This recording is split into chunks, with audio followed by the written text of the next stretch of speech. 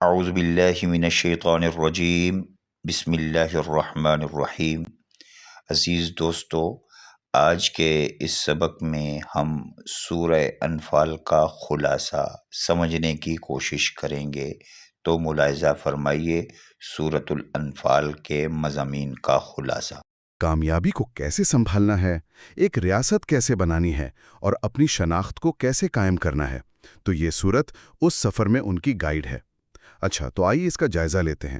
سب سے پہلی بات جو فوراً توجہ کھینچتی ہے وہ اس سورت کا نام ہی ہے، الانفال، یعنی مال غنیمت۔ یہ تھوڑا عجیب نہیں لگتا کہ ایک اتنی بڑی غیبی مدد سے حاصل کی گئی فتح کے فوراً بعد سب سے پہلا موضوع مال اور دولت ہو؟ یہ ایک بہترین نقطہ ہے، اور اس میں دلچسپ بات یہ ہے کہ اس سورت کا نزول ہوا ہی غزوہ بدر کے فوراً بعد ہے۔ تو یہ صرف کوئی تاریخی واقعہ نہیں ہے، بلکہ یہ اس جنگ کے نتائج اور اسباق پر ایک الہامی تبصرہ ہے۔ اسی لیے اس کا پہلا موضوع ہی اس وقت کا سب سے فوری اور آپ کہہ لیں عملی مسئلہ ہے۔ صحابہ کے درمیان مال غنیمت کی تقسیم پر کچھ اختلاف رائے پیدا ہو گیا تھا، اور یہ نئی بننے والی ریاست کے اتحاد کے لیے پہلا بڑا خطرہ تھا۔ تو یہ ایک طرح سے اس نئی کمیونٹی کا پہلا کانسٹیٹیوشنل سٹریس ٹیسٹ تھا۔ جی بالکل، یہی کہہ سکتے ہیں۔ مطلب یہ لگتا ہے کہ اگر وہ اس بنیادی مسئلے کو حل نہ کر پاتے تو باقی کچھ بھی، نہ کوئی فوجی ڈھانچہ، نہ سماجی نظام، وہ مضبوطی سے کھڑا نہیں رہ سکتا تھا۔ بالکل یہی بات ہے۔ دیکھیں، اس کو اگر بڑے پیمانے پر سمجھیں تو بات صرف مال کی نہیں تھی۔ یہ پہلا امتحان تھا کہ کیا یہ نئی جماعت ذاتی فائدے اور خواہشات کو پیچھے رکھ کر ایک مرکزی قیادت یعنی اللہ اور اس کے رسول صلی اللہ علیہ وآلہ وسلم کی بات مانے گی یا نہیں۔ اس لیے پہلا حکم یہ آیا کہ انفال اللہ اور رسول کے ہیں اور اسے انصاف کے ساتھ تقسیم کیا جائے گا۔ اس نے فوری طور پر قیادت کے اختیار کو قائم کیا اور اجتماعی مفاد کو ذاتی خواہش پر فوقیت دی۔ اور پھر فوراً بعد ماخذ کے مطابق سلسلہ اچانک بدل جاتا ہے، مال کی بات سے سیدھا دل کی کیفیت پر، سچے مومنوں کی صفات کا ذکر آتا ہے۔ اللہ کے ذکر پر دلوں کا لرز جانا، ایمان کا بڑھنا، اللہ پر توکل، نماز قائم کرنا اور خرچ کرنا۔ ان صفات کا مال غنیمت کے حکم سے کیا تعلق ہے؟ یہ ایک دم موضوع کی تبدیلی نہیں لگتی؟ بظاہر لگتی ہے، لیکن اصل میں یہ تعلق بہت گہرا اور نفسیاتی ہے۔ یہ وہ خصوصیات ہیں جو ایک فرد کو اللہ اور رسول کے حکم کے سامنے سر تسلیم خم کرنے کے لیے تیار کرتی ہیں۔ جس کا اللہ پر کامل بھروسہ ہوگا، جس کا دل اللہ کے ذکر سے نرم پڑتا ہوگا، وہی تو مال غنیمت جیسے مادی معاملے میں اپنی ذاتی خواہش کو دبا کر قیادت کی اطاعت کرے گا۔ اچھا، تو گویا ماخذ یہ کہہ رہا ہے کہ آپ ایک عادلانہ معاشی یا سیاسی نظام بنا ہی نہیں سکتے جب تک پہلے لوگوں کا اندرونی کردار درست نہ ہو۔ مال غنیمت پر بحث تو صرف ایک علامت تھی، اور اس کا علاج صرف قانون بدلنا نہیں تھا بلکہ دلوں کو بدلنا تھا۔ آپ نے بالکل صحیح نتیجہ نکالا ہے۔ یہ صفات دراصل اس روحانی تربیت کا حصہ ہیں جو مادی فوائد پر اصولوں کو ترجیح دینا سکھاتی ہیں، اور یہی ایک مضبوط اور متحد معاشرے کی بنیاد ہے۔ اگر بنیاد ہی تقوی، توکل اور اطاعت پر نہ ہو تو عمارت پہلی ہی آزمائش میں گر جائے گی۔ دل کی اس تیاری کے بعد ماخذ ہمیں سیدھا بدر کے میدان جنگ میں لے جاتا ہے، اور یہاں پر دو بہت طاقتور تصورات ایک ساتھ بیان کیے گئے ہیں: انسان کی بھرپور کوشش اور اللہ کی غیبی مدد، جس میں فرشتوں کے نزول کا بھی ذکر ہے۔ یہ سطح پر تھوڑا متضاد لگ سکتا ہے۔ ماخذ اس بات کو کیسے واضح کرتا ہے کہ انسانی کوشش کی ضرورت اور غیبی مدد کا وعدہ یہ ایک دوسرے سے جڑے کیسے ہیں؟ یہ سورۃ الانفال کے مرکزی پیغامات میں سے ایک ہے۔ ماخذ کے مطابق یہ دونوں لازم و ملزوم ہیں۔ غیبی مدد غیر مشروط نہیں ہے۔ سورت واضح کرتی ہے کہ جب اہل ایمان اپنے حصے کا کام یعنی ثابت قدمی، نظم و ضبط اور اطاعت جب وہ یہ پورا کرتے ہیں تب اللہ کی غیبی مدد آتی ہے۔ یہ ایک توازن ہے۔ فرشتوں کا نزول اس بات کی علامت ہے کہ کائنات کی غیبی قوتیں بھی حق کا ساتھ دیتی ہیں، لیکن اس کے لیے شرط یہ ہے کہ اہل ایمان خود اپنی ذمہ داری پوری کریں۔ تو یہ ثابت قدمی یا صبر، اس سے کیا مراد ہے؟ کیا اس کا مطلب صرف یہ ہے کہ میدان میں ڈٹ کے کھڑے رہو یا اس کا کوئی گہرا مطلب بھی ہے؟ نہیں، اس کا مطلب بہت گہرا ہے۔ ماخذ بتاتا ہے کہ مسلمانوں کو حکم دیا گیا کہ وہ میدان میں ثابت قدم رہیں، اللہ کو کثرت سے یاد کریں اور سب سے اہم بات، آپس میں جھگڑا نہ کریں۔ اچھا، کیونکہ آیت کہتی ہے کہ اگر تم آپس میں جھگڑو گے تو تمہاری ہمت پست ہو جائے گی اور تمہاری ہوا اکھڑ جائے گی۔ تو ثابت قدمی کا مطلب صرف جسمانی طور پر موجود رہنا نہیں، بلکہ ذہنی اور روحانی طور پر متحد رہنا اور قیادت کی مکمل اطاعت کرنا بھی ہے۔ ان شرائط کو پورا کرنے پر ہی غیبی مدد کا وعدہ پورا ہوا۔ صحیح۔ تو گویا غیبی مدد محنت، اتحاد اور نظم و ضبط کا انعام ہے۔ بالکل۔ اور فرشتوں کا نزول، کیا ماخذ اسے ایک عام معجزے کے طور پر پیش کرتا ہے یا اس میں کوئی علامتی معنی بھی ہیں؟ ماخذ کے مطابق یہ ایک حقیقی واقعہ تھا، لیکن اس کے علامتی معنی بھی بہت گہرے ہیں۔ یہ اس بات کا اعلان تھا کہ یہ جنگ صرف دو گروہوں کے درمیان نہیں، بلکہ حق اور باطل کے درمیان ایک بہت وسیع کائناتی جدوجہد کا حصہ ہے۔ یہ مسلمانوں کے حوصلے بلند کرنے کے لیے تھا، تاکہ وہ جان لے کہ وہ اس جنگ میں اکیلے نہیں ہیں، لیکن پھر بھی فتح کا صحرا اللہ ہی کے سر باندھا گیا، تاکہ مسلمان غرور میں مبتلا نہ ہوں۔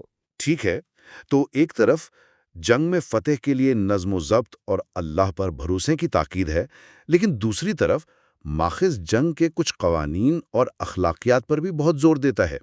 یہ بات تھوڑی حیران کن ہے۔ اس دور میں جہاں جنگ میں سب کچھ جائز ہے کا اصول چلتا تھا، یہ حدود کیوں مقرر کی جا رہی تھیں؟ یہ اسلامی جنگی نظام کے عدل و انصاف پر مبنی ہونے کا سب سے بڑا ثبوت ہے۔ اس دور میں جہاں جنگ کا مطلب صرف تباہی، لوٹ مار اور قبیلوں کو نیست و نابود کرنا ہوتا تھا، یہ تصور ایک انقلابی تھا۔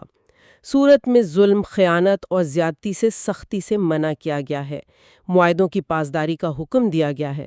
یہاں تک کہ جنگی قیدیوں کے ساتھ بھی نرمی اور حکمت سے پیش آنے کی ہدایت دی گئی ہے۔ یہ اصول واضح کرتے ہیں کہ اسلام میں جنگ کا مقصد افراد کو ختم کرنا یا ملکوں پر قبضہ کرنا نہیں، بلکہ ظلم پر مبنی نظام کا خاتمہ کرنا ہے۔ لیکن ماخذ میں دشمن کی سازشوں اور ان کی چالوں کا بھی ذکر ہے۔ ایک طرف اخلاقیات کا اتنا بلند معیار اور دوسری طرف دشمن کی سازشوں سے آگاہی۔ کیا اس کا مطلب یہ ہے کہ آپ اخلاقیات کا خیال تب تک رکھیں جب تک دشمن سیدھا لڑ رہا ہے، لیکن اگر وہ چالاکی کرے تو آپ بھی کر سکتے ہیں؟ نہیں، اس میں کوئی تضاد نہیں ہے، بلکہ یہ ایک موازنہ ہے۔ ایک طرف دشمن کی چالیں، فریب اور سازشیں ہیں، اور دوسری طرف مسلمانوں کو حکم ہے کہ وہ ان مشکل حالات میں بھی اخلاقی حدود کو نہ توڑیں۔ سورت یہ ضمانت دیتی ہے کہ اللہ دشمن کی تدبیروں کو ناکام کر دے گا، اس لیے مسلمانوں کو جیتنے کے لیے غیر اخلاقی طریقوں کی ضرورت نہیں۔ اچھا، یہ دراصل اخلاقی برتری کا اعلان ہے، جو فوجی برتری سے زیادہ اہم اور پائیدار ہے۔ تو اب تک ہم نے دیکھا کہ ایک فرد کی ذاتی روحانی تربیت، میدان جنگ میں نظم و ضبط اور اخلاقی حدود، ماخذ ان سب نکات کو جوڑ کر کیا بڑی تصویر بنا رہا ہے۔ یہ صرف جنگ کے لیے ہدایات ہیں یا اس سے آگے کی کوئی بات ہے؟ یہ جنگ سے بہت آگے کی بات ہے۔ سورۃ الانفال دراصل ایک کامیاب، محفوظ اور انصاف پر مبنی ریاست کا نقشہ پیش کر رہی ہے۔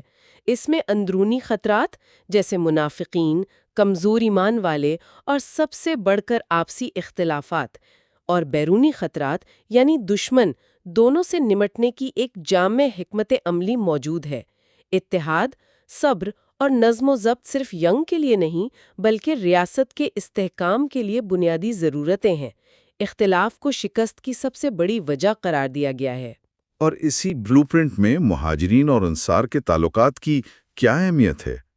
ماخوذ میں ان کی وراثت کے قوانین کا بھی ذکر ہے، جو ایک بہت ہی مخصوص قانونی معاملہ لگتا ہے۔